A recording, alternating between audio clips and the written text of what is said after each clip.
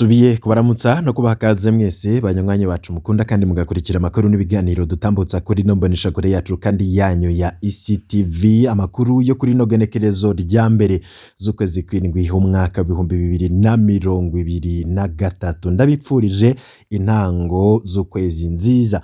Mwese banywanyi bacu turizera ko muzobana natwe mu makuru n'ibiganiro tuzobashikiriza muri kuno kwezi kwa karindwi, ariko nanone namwebwe nyene intererano yanyu akaba ari yayindi mu kadushigikira mu gufyonda kuri subscribe canke mu kubisangiza abagenzi banyu kugira nabo baraje baramenya amakuru n'ibiganiro biba bigezweho bivugwa irya nino cane cane ya makuru aba yaragizwe ikinyegezwa ndetse na vya bindi vyose mutabwirwa n'ahandi mu bironka atari kuri no mboneshakure yacu kandi yanyu ya ICTV. Intango z'ukwezi nziza.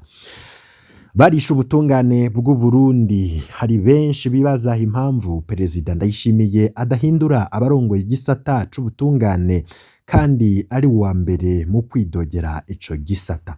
Evariste Ndayishimiye yararize imbere y'abakora mu gisata c'ubutungane ku izina ry'abanyagihugu bose, ariko ntacahindutse.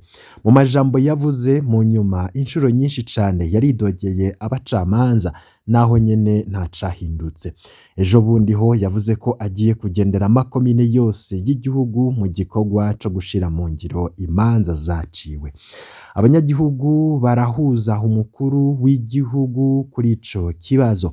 Abanyagihugu barahuza n'umukuru w'igihugu kuri ico kibazo. Mu ndwi iheze twarabajije kuri runo rubuga umushikiranganji babona ataco yamaze mu myaka 3 y'ubutegetsi bwa Ndayishimiye. Abarenga 80% bavuze Domine Banyankimbona arongoye ubushikiranganji bw'ubutungane. Benshi bavuga ko batabona akamaro k'uwo mushikiranganji. Ku mutwe w'inzego z'ubutungane mu Burundi hari abategetsi batatu vy'ukuri bahagarariye akarenganyo kurusha ubutungane. Bakiri muri ayo mabanga ntaco abarundi bo kwitega kuri ico gisata. Domine Banyankimbona umushikiranganji asinziriye. Igenwa ryiwe nk'umushikiranganji w'ubutungane muri Munyonyo 2021 ryakurikiwe n'umuriro warigise ibohero rikuru rya Gitega. Umuriro bamwe bita isanganya, abandi bemeza ko wateguriwe mw'iperereza ry'u Burundi. Domine Banyankimbona yaranzwe no kunyegeza ibitigiri vy'abahitanywe n'uwo muriro, mbere banahambwe mu kinyegero imiryango itabizi. Nta matohoza nyezina yakozwe kucaturiye ibohero rya Gitega.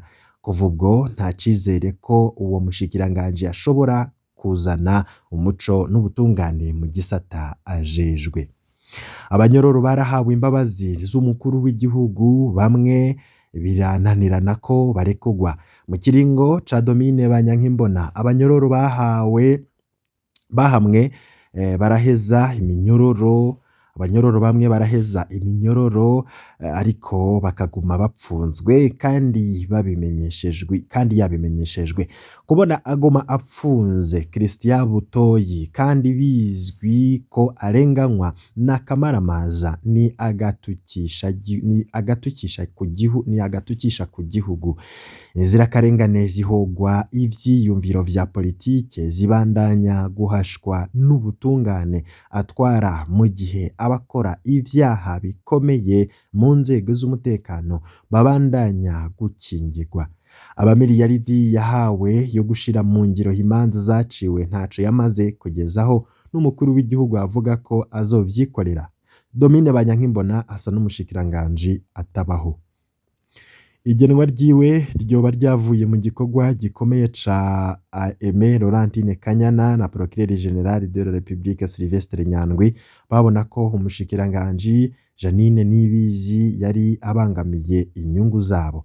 Amakuru dukura mu bategetsi benshi bo mu bushikiranganji bw'ubutungane avuga ko amanyanga Kanyana na Nyandwi bo barakoze mu manza zatumye amazu atari make y'abantu agurishwa icamunara ku biciro bito cane, maze bo bakavyungukiramwo. Abo bakozi bavuga kandi ko mu bihe vy'ibigongwe vy'umukuru w'igihugu, abo bakozi bavuga kandi ko mu bihe vy'ibigongwe vy'umukuru w'igihugu hari benshi barekugwa barisha amafaranga. Umushikiranganje Jeanine Niyibizi yoba yari abangamiye cane iyo ngendo y'amanyanga, ari naho hakozwe ibishoboka vyose akadodoberezwa ku mukuru w'igihugu, ku mupfasoni w'umukuru w'igihugu, ku muyobozi mwishikira ajejwe ibibazo vya gisivile mu biro vy'umukuru w'igihugu, ku mushikiranganje wa mbere w'ico gihe, gushika Jeanine Niyibizi akuwe maze hagenwa Somambike wa Kanyana na Nyandwi. Uyu mushikiranganje Domine Banyankimbona adakuwe nta butungane buzokira mu Burundi. Sylvestre Nyandwi, umushikirizamanza wa Repubulika mukuru. Sylvestre Nyandwi, umushikirizamanza mukuru wa Repubulika, akaba kuva muri Myandagaro 2016 n'umwe mu bashikirizamanza bazandikwa mu gitabo cirabura c'ubutungane bw'u Burundi. Amabi yakoze yoja mwihiganwa n'abashikirizamanza bo mu 1972. Kwagiriza ibinyoma abatavuga rumwe n'ubutegetsi, kwambika ibara abantu atavyemeza afise, gufata amatungo y'abahunze atanurubanza ruraba, kuyagurisha uko yishakiye, gupfukira ivyaha bikomeye cane nko kugandagura no kunyuruza abantu no kunyuruza abatavuga rumwe n'ubutegetsi, gupfukira ivyaha vyo gufata abakenyezi ku nguvu ku bw'imvo za politike, gupfukira ivyaha vyo kuboreza igufa bapfunzwe, kurya ibiturire, kugabwa n'iperereza agahabwa amategeko n'abica abanyagihugu, guhagararira akarenganyo, nivyo vyaranze Sylvestre Nyandwi mu myaka 7 amaze mu mabanga. Umuntu nk'uyo aguma gute mu mabanga? Emmanuel Gateretse, umukuru wa sentare Ntahinyuzwa, nawe aravugwa cane. Emmanuel Gateretse arongoye sentare Ntahinyuzwa kuva muri Munyonyo 2019. Uworondera ijambo rimwe rimusigura mu mabanga arimwo yomwita umugabo niryo. Iwe ntihahambaye amategeko mu rubanza, hahambaye ico abatware bashaka. Numwe muri bamwe bama barindiriye ico abo hejuru bavuze. Mu rubanza RPS 100 yaciriye abaharanira agateka kazina muntu, abanyepolitike na bamwe mu basirikare, yarerekanye aho wahagaze mu kuba niryo. Urwo rubanza ntiyigeze arusoma ku igenekerezo rya 23 z'ukwa gatandatu 2020 rwari rutegekanijwe. Yavuze ko azorusoma ku wa 30 z'ukwa gatandatu 2020. No ngaho ntiyigeze arusoma ku igenekerezo rya mbere z'ukwezi kwa kabiri 2021 kubera bwaca hatangura ibiganiro vy'ubumwe bwa Buraya na leta yategetswe na Alfred Innocent Museremu yatwara iperereza mu gihugu hagati gusohora ibihano vy'abari muri urwo rubanza. Nuko umugabo muzima asohora urubanza rwitwa ko rwasomwe itariki ya 23 z'ukwa gatandatu 2020 kandi bitabayeho. Ahanisha umunyororo w'ubuzima bwose no kunyagwa amatungo yabo yose abantu 24 aterekanye umwe wese ico yakoze. Twarasavye dosiye zacu ntiyigeze aziduha. Umushikirizamanza yagiye kubaza dosiye ya Honorable Moise Bucumi yarahatswe guhagarikwa.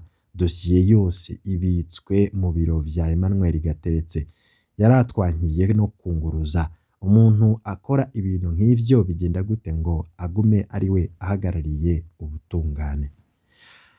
Aha rero ntihavuzwe abantu bitwara muri sentare Ntahinyuzwa bakazomara imyaka n'imyaka badahamagawe kuburana. None iyo sentare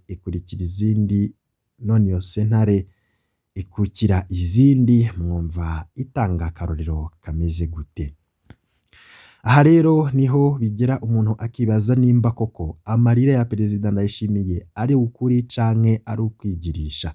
Bigenda gute ngo Nyandwi na Gateretse basizweho na Nkurunziza babe bakiri muri ayo mabanga, kandi bizwi ingene Nkurunziza na Kanyana bishe ubutungane bw'u Burundi? Ninde yo kwitegaho impinduka yozanwa n'abishe igisata bajejwe. Abanyuruza abantu ntibahanwa kandi urutonde rw'abanyurujwe ku ntwaro ya Ndayishimiye twararumurungikiye tukaba tuzi neza ko yarubonye. Vy'ukuri urubanza RPS ijana rwarabaye ataruzi. Hariho ikibazo gikomeye cane. Tuzomenya ko impinduka igira itangure mu butungane umunsi twabonye intungane zigenwe mu bibanza vyo hejuru mu butungane. Umunsi twabonye ubutungane butanguye kwigenga koko. Si abacamanza b'intungane babuze, ahubwo babohewe amaboko imugongo. Perezida, tabara abarundi ubahe umushikiranganje w'ubutungane, umukuru wa sentare ntahinyuzwa be n'umushikirizamanza mukuru wa Repubulika bakwiye. Wewe ivy'ubutungane bw'u Burundi urabivuga ko iki? Shobora kuja muri commentaire maze ukatubwira uko ubona ubutungane bw'u Burundi nico kogwa kugira ubutungane bushobore kuboneka mu gihugu.